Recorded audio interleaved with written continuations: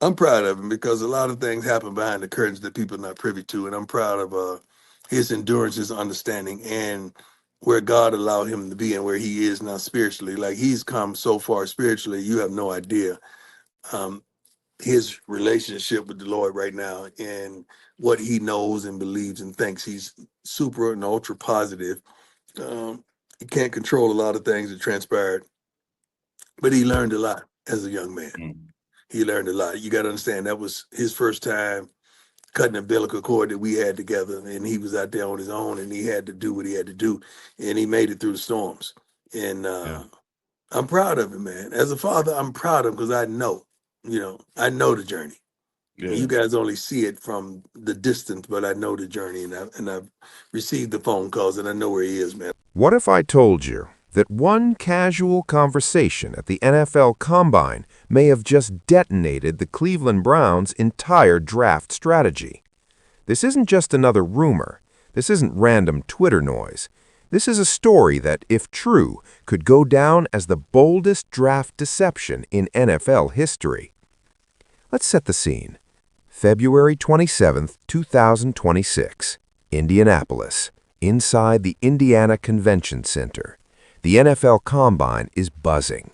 Executives, scouts, agents, owners, everyone watching quarterbacks throw, run, interview. And in the middle of all that, Cleveland Browns owner Jimmy Haslam. Now, according to multiple sources who were present or spoke directly to people who were, Haslam was in a small private circle, just a handful of team owners and league executives. Casual setting, combine chatter, quarterbacks, draft projections. Normal stuff. Until it wasn't. Because the conversation reportedly shifted to Cleveland's number 3 overall pick, and everyone, literally everyone, believes Cleveland is locked in on Shador Sanders. The Deion advisory deal, the public praise, the media momentum, it all screams one thing: Shador to Cleveland. But according to what's now spreading around league circles, Haslam dropped something shocking. He allegedly said, "Everyone thinks we're taking Shador because of the Deion situation. That was the point. We needed the league focused on Shador, so nobody paid attention to Mendoza. We're locking in Fernando Mendoza at 3. Let that sink in. Not Shador Sanders, Fernando Mendoza. And it didn't stop there. When someone reportedly asked if Deion knew about this plan, Haslam allegedly laughed and said Deion would find out on draft night, just like everyone else. If that's true, this isn't just strategy, it's betrayal. Now let's be clear, nothing is officially confirmed, but here's why this is exploding. Multiple insiders say the mood in that room shifted instantly. Silence, awkward glances, a quick attempt to change the topic. Because if Haslam really said that, he may have revealed one of the most elaborate smokescreens in modern draft history. Think about it. Bring Deion Sanders into the building as an advisor. Let the media run wild with Shador to Cleveland talk. Convince the entire league you're locked in. Meanwhile, quietly evaluate Mendoza behind the scenes. That's chess, not checkers. And here's where it gets even more interesting.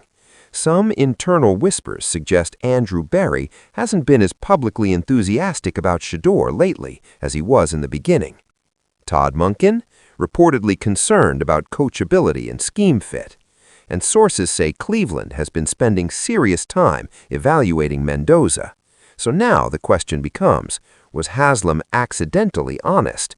Was he bragging to impress other owners? Was he joking? Or was this intentional misinformation inside misinformation? Because remember, if Cleveland is targeting Mendoza, the last thing they'd want is other teams knowing, especially teams like the Giants at number 2. If New York catches wind that Cleveland prefers Mendoza, they could grab him first just to block the Browns. That's how fragile draft strategy is.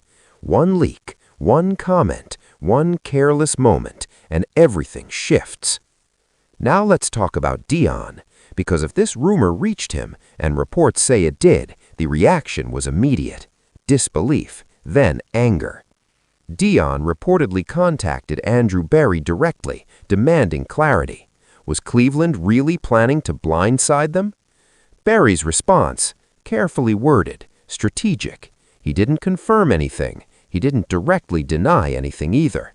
And that's what's fueling the fire. If this whole story were completely fabricated, you'd expect a stronger denial. Instead, we got what people are calling a non-denial denial. Meanwhile, Deion is said to be considering drastic steps if there's even a hint of betrayal. Publicly blocking Shador from signing, demanding advisory contract termination, even exploring legal options if bad faith negotiations can be proven. Whether that's emotional reaction or real strategy, we don't know. But here's what we do know. Trust, once cracked, doesn't repair easily. And around the league, teams are scrambling. Executives are reworking draft boards in real time. If Cleveland is pivoting to Mendoza, Shador's draft position shifts. If Shador slides, another team benefits. If the Browns are bluffing, they may have just created chaos on purpose. And then there's the league office, because technically, owners aren't supposed to casually reveal draft strategy in semi-public settings. Did Haslam violate policy? Was it harmless chatter? Or was it strategic theater? The NFL is reportedly aware of the situation, but investigating private conversations between billionaires, that's complicated. Now here's the twist. Some insiders believe Haslam has a habit of exaggerating in private settings, especially when trying to appear sharp or strategic among peers. So maybe this was ego, maybe this was alcohol, maybe this was fiction, or maybe Cleveland just executed the greatest misdirection in draft history. Because think about it, if this story spreads and everyone now believes Cleveland is pivoting to Mendoza, what happens? The entire league scrambles. Teams start overthinking, and suddenly Cleveland controls the board again, which means Cleveland could still take Shador, and the whole world would never see it coming. That's how deep this rabbit hole goes. So where does that leave us? 7 weeks until draft night, a fractured relationship with Deion Sanders, a quarterback room in limbo, a fan base on edge, and one alleged comment that may have changed everything. Was Haslam careless? Was he brilliant? Or was this entire story manufactured chaos? Right now, nobody knows. But here's the truth. Whether real or rumor, the fallout is real. League executives are talking, agents are nervous, and Cleveland's draft strategy is under a microscope like never before. If this is true, it's cold. If it's false, it's dangerous. Either way, the Browns just became the most fascinating team in the NFL, and draft night just became must-watch television. Because if Fernando Mendoza's name gets called at number 3, this combine conversation will go down in history. And if Shador Sanders walks across that stage instead, then maybe, just maybe, the greatest smokescreen wasn't the Deion advisory deal. It was this entire rumor. Buckle up. Cleveland just turned the draft into a psychological thriller.